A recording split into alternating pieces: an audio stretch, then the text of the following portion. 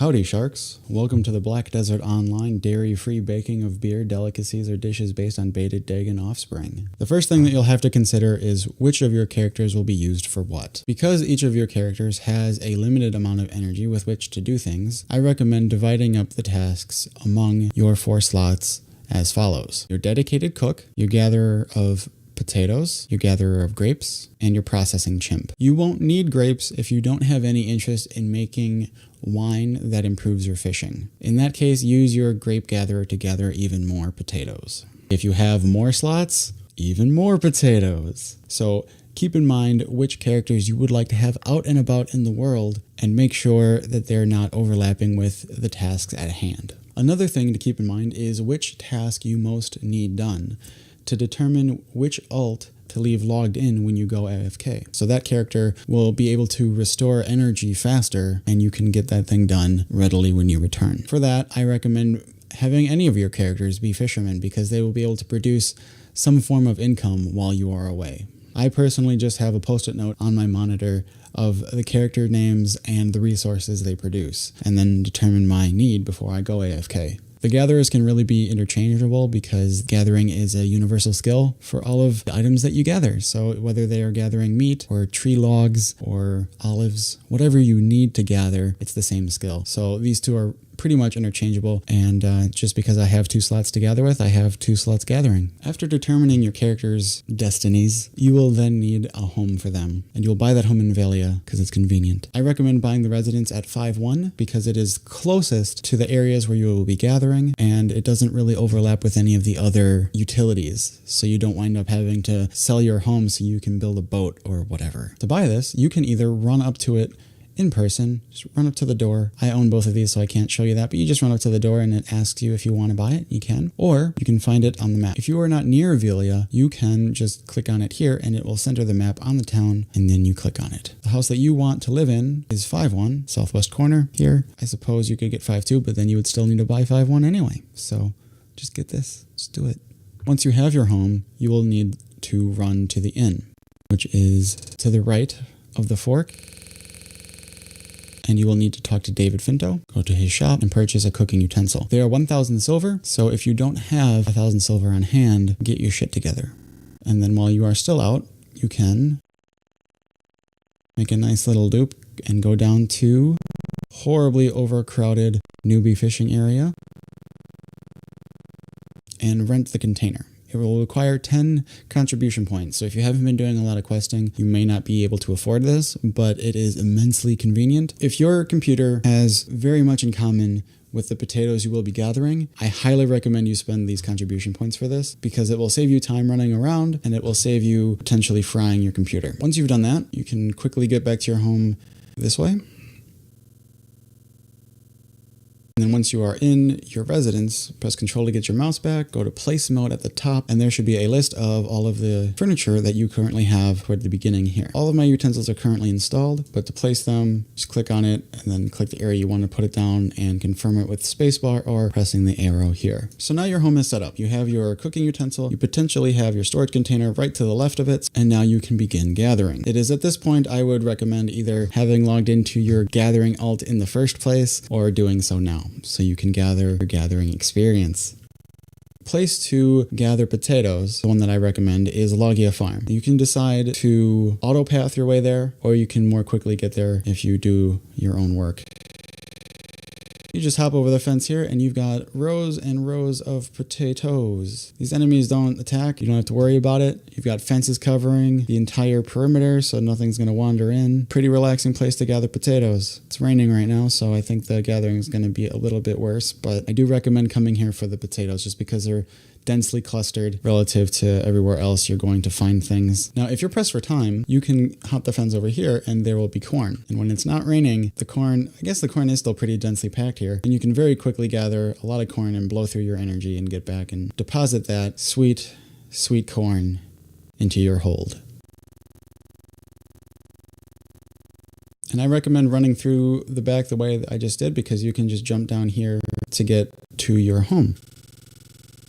The other gathering location you should be aware of, if you don't really need resources, or you do need grapes, and there is a recipe that requires grapes in this video, right next to your home, there are 2 rows of little vines here for grapes, and you can just do laps back and forth until you run out of energy. Now you can gather barehanded, but going bareback isn't very productive, and you will want to collect some hose.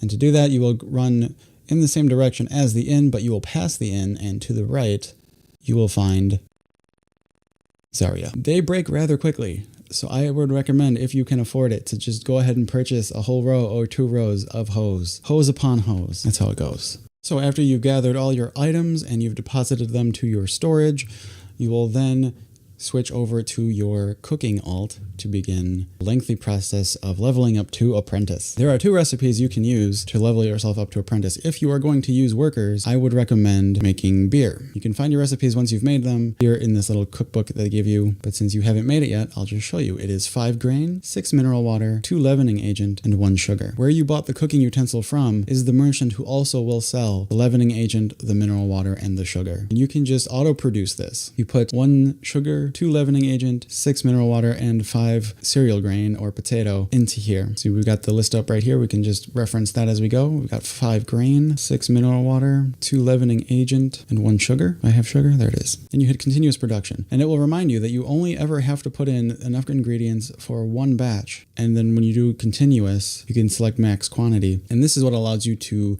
improve cooking while you're AFK. So beer is good if you're going to be using workers, because beer is what you feed workers, or you can sell the beer on the auction house for a little bit of income to help you buy more hose. However, if you're interested in fishing while you're AFK, I would recommend instead making essence of liquor.